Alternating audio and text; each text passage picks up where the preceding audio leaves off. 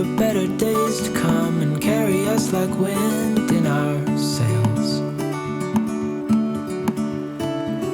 I can smell the shore, it's right in front of us if we just hold on tight. This vision that I saw is getting closer every dawn.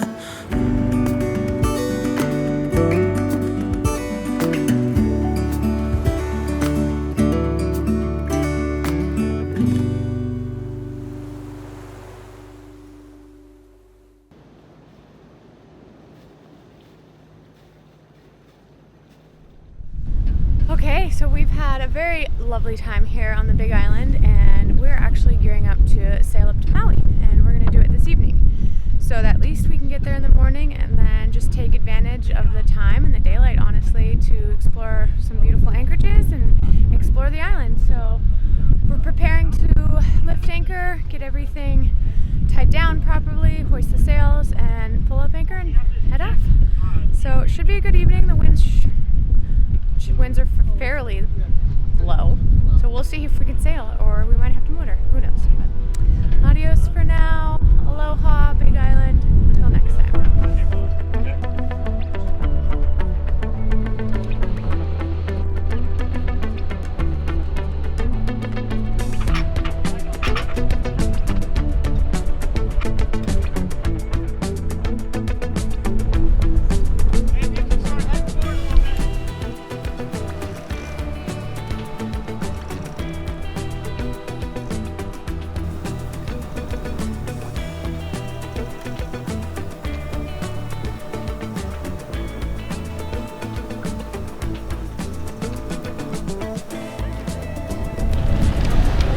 Well, good morning, guys. The Big Island of Hawaii, way back there, 30-40 miles back that way. And what we have here is Maui. So we have completed what is known, pretty well known as one of the most dangerous passes between islands. It's caused from the Venturi effect. As the wind funnels between these two great islands, it speeds up, and so it can be really treacherous, actually. And last night we chose our window well, so it was rough but totally doable. Pretty fine night passage with about 20 knots of wind the whole time. I don't think anybody got a really great night rest, but that's all right, you know.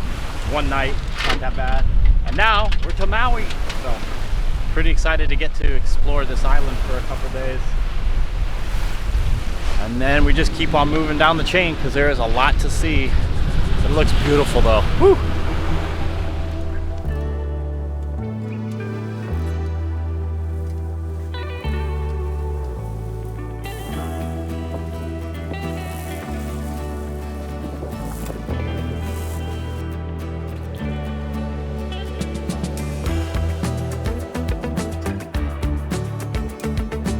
Despite the loss of our beloved drone Todd, Warren had to get right back out there with learning to fly his new one that we received a week before, the DJI FPV drone, which has some added challenges to sailing and droning.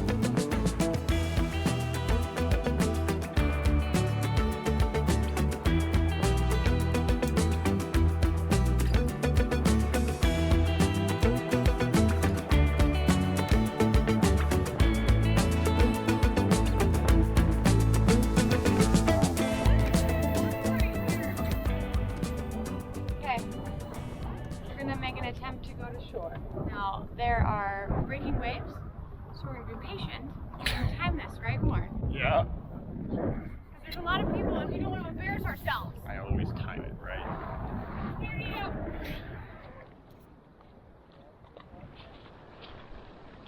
You timing it? Yeah, I'm going to wait because... Are you nervous? Yeah, a little. A little? I think there's about a set that will roll in, and as soon as that big one goes through, I'm going to go after that. Okay, well I'm just going. What? I'm just gonna go. Yeah, okay. It's not that bad.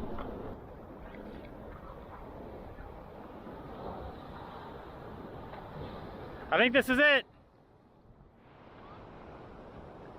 Well done.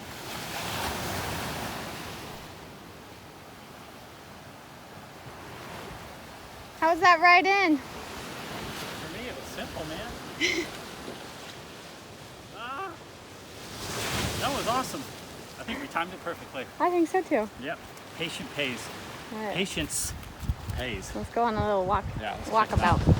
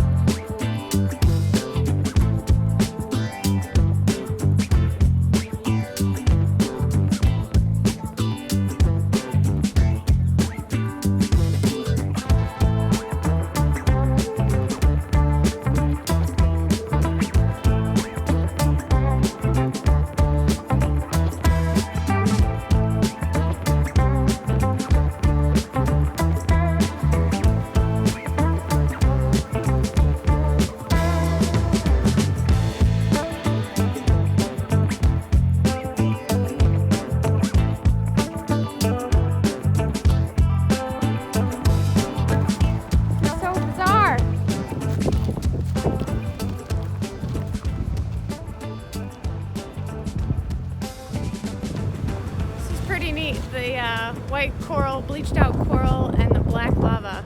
The contrast of the colors here. Kind of looks like an Oreo cookie. Whatever they are. Cookies and cream.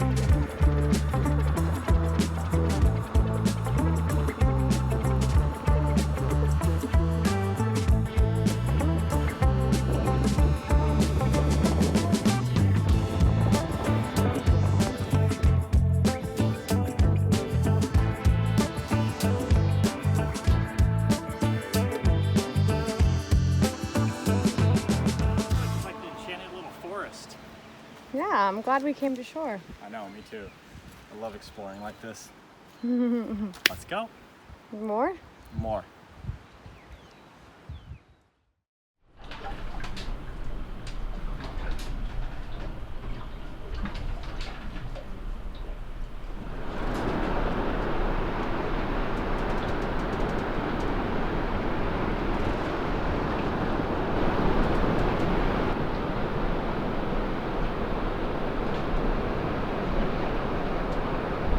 Bye, volcano! How'd you sleep, Lou? Very rocky boaty last night. How'd you sleep? It was a bit rolly. Did you think you were gonna fall out of your bunk? Absolutely. I came out and laid in the salon and I tried to sleep there because I laid this way. Yeah. The boat would... not so much. No.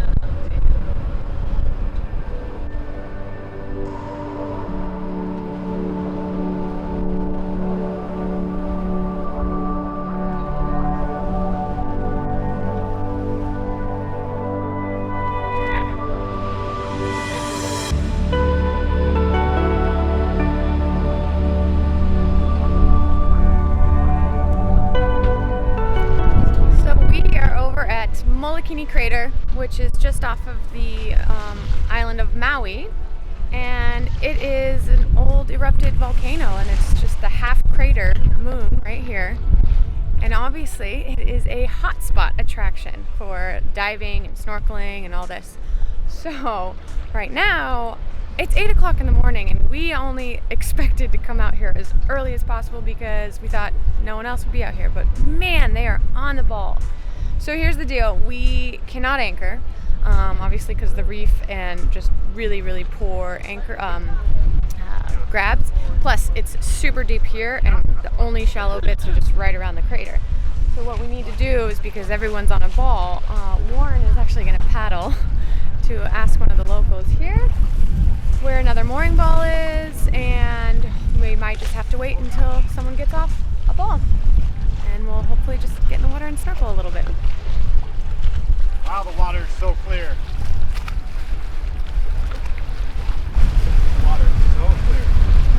obviously a lot of people in the water, and they just come in full bore.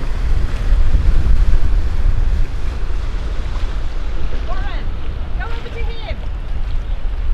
Oh, I'm looking for a mooring right here. Well, you gonna lose an opportunity here. Makes it a little challenging. All the mooring balls are actually about 6 feet below the water, so we, you know, our first time coming here, don't know where they all are. And Warren hopefully is just going to get a little insight. But all the commercial boats, obviously, they come out here every day, and you have to have a diver jump in and grab the mooring ball, and we just don't know where. And having all these boats makes it just a little bit stressful. Whew, I just want to get in the water. So, Warren's doing some reconnaissance. All of these are private, and they are for the use of these companies that have permits until 10. After 10, all of these people leave, and it's wide open. So I know that means 2 hours, but I don't honestly know if it's worth it. He didn't seem like that. He's like, it's the same thing you see everywhere. It's just a novelty being in a crater. Oh, okay. And I mean, we're gonna see the same stuff everywhere. Yeah, okay. He said it's pretty, but it's nothing. It's not the most amazing diving. Got it. Okay, scratch that. I don't know. It's just too touristy, and we snorkel and see the sea life pretty much anywhere we go. And I just think the novelty of swimming in a crater is the major attraction. So we are skipping out on Molokini Crater, but if you do want to come here, my advice is to not come at 8 a.m., but to come after 10. Because most of those tour operated boats are off by then. So that is the time if you want to come and grab a mooring ball after 10 o'clock to get away from all the swimming tourists and boats. So it would be worth it, but I think we're okay.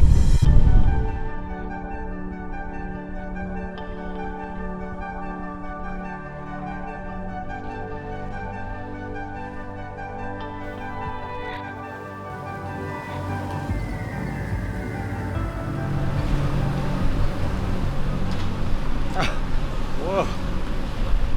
Wow. Having a bit of a day to find some anchorages around here.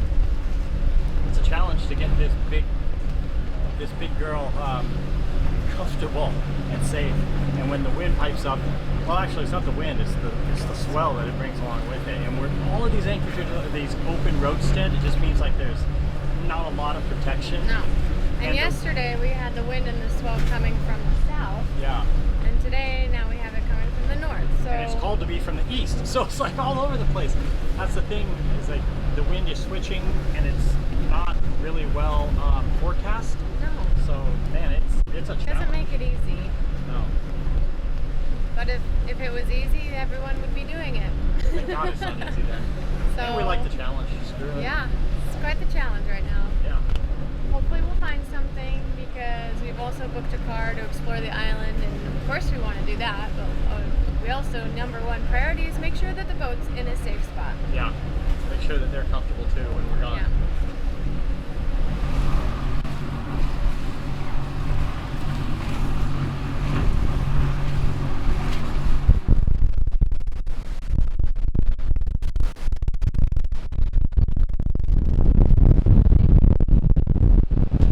Wow, it is windy. I mean, we can't even film outside of the cockpit here because it's just nothing would record. Really, because there's volcano here in Maui, and then low-lying land right there. So I don't know where it's coming from, but it seems like it's just swooping through here. Luckily, the sea is calm here, so there's not much room for it to grow. No fetch. No fetch, man. That's so fetch. Yeah. But it is windy. I hope it just calms down. We'll see if we hold anchor, because she's not known for holding her anchor. That's for sure. One thing I prefer though is the wind over like just over weird swell. Yeah. All right, we'll see. That's of course the actual owners of the boats.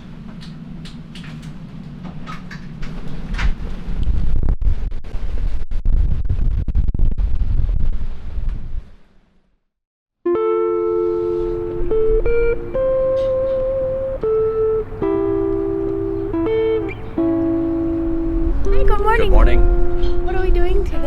This is an exciting morning, actually, because I think I speak for both of us when I say that we love, while traveling, getting to be part of the culture of whatever that area may be. And Hawaii, part of their culture, the biggest part of their culture probably, because it's what got them here, Yes. are these outrigger canoes. Yes. So this today- morning, Lou actually organized and met with the Hawaiian Outrigging Canoeing Society Club here.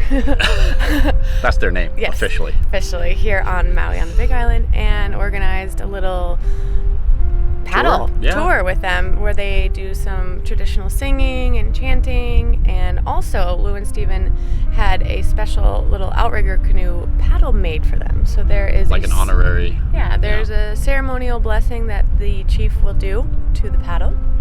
But yes, this is always very exciting when we get to experience some cultural events anywhere we go. But a little overcast this morning, but otherwise I think it will be very beautiful. Yep.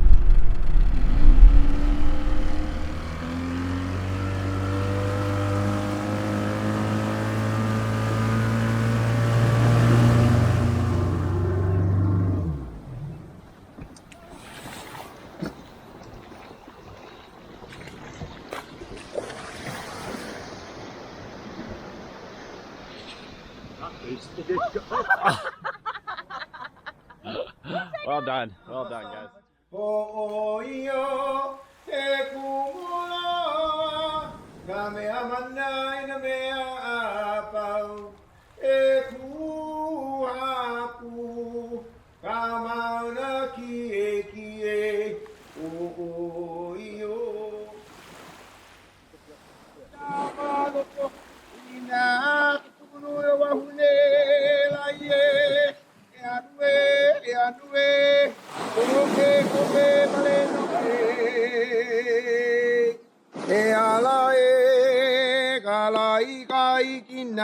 Ika moana ho hono e pika leva no ika igina ai akala e ala e. So the sun rises from the east, high up into the sky over the ocean to the west, and this is how we taught how the celestial navigate themselves. The stars, the moon, the sun rise from the east, high over. And so we follow the moon stars. Before we got to our first lesson for paddling in a traditional Hawaiian outrigger canoe, Lou and Steven had a beautiful wooden paddle made for them, of different woods from the island, blessed by Uncle Kimukeo.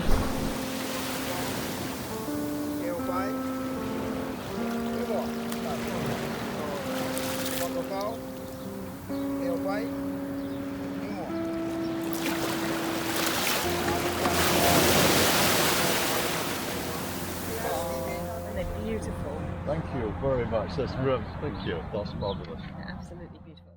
Butt first, though. Yeah. Butt And then first. swing your feet in. Okay. Same thing when you come back in, you'll be backing into the beach. Okay. Both feet out first, always on the left, the Okay. outside. Okay. And then we'll be. When we paddle, the side that we paddle on, that foot is forward. Your knee is aligned with the back of your ankle. That's for a grip. Oh, okay. Yeah. So a lot of people think we're paddling like this. We're not. We can kill our shoulders. We're actually paddling like this. Okay. Our hands, bottom hand is about a fist length from the bottom, okay. top hand up. On the reach, it's a rotation. So that, that blade is straight. So my top hand is on the outside and I grab the water, and once I get to the water, I push off with my foot, and the blade comes straight back to about mid-thigh. So his commands will be ho'oma kaukau. Ho'oma kaukau means to get ready. Hoihapai means lift your paddles. That's it. So, and then imua is to go forward. Imua to start paddling. Okay. When he says lava, lava means stop. Okay. Coco gets ready and lava stops. Okay. You're gonna push it down. Don't go in the canoe yet. Somebody's gonna hold the canoe and then we're going in one at a time.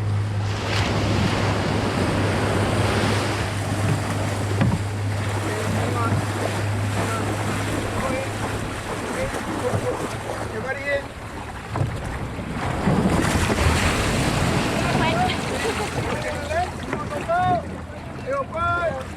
Got it. Got him. Then number 2 and 4. You on the right too? Number 3 on the right. Okay. Yes. Warren. Okay, repeat after me. Hey, alae. Hey, Alae ka ikina. Ikamoana. Kamoana ho hono. Ikaleba. Kalebanu.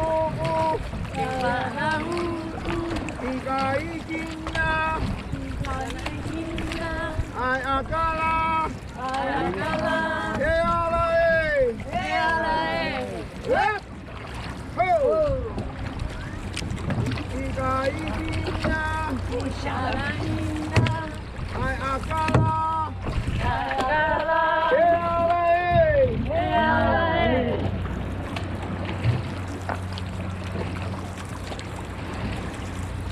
Oh, I like this. Oh, this is gorgeous. Inside. Here we go. Repeat after me. Ekumamo. Ekumamo. Ekuma. Mama. Ekululu. Ikanaba. Ekunanaba. Ekuahuki. Ekuako.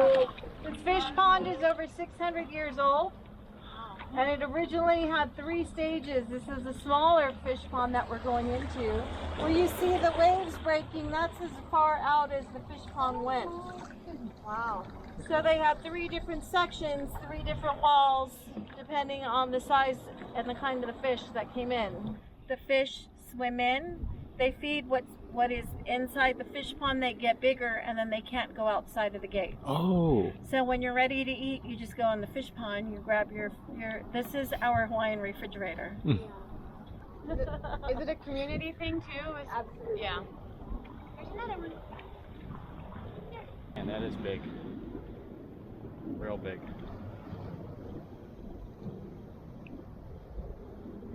These ones you can tell is the honu, the Hawaiian sea turtle, because of their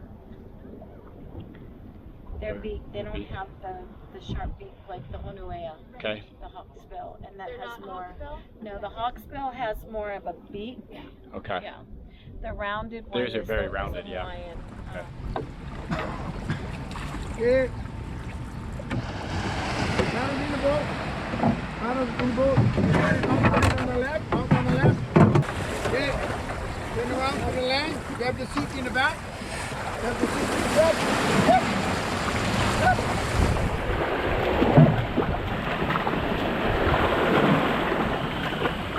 Come, guys. What's that? Wow.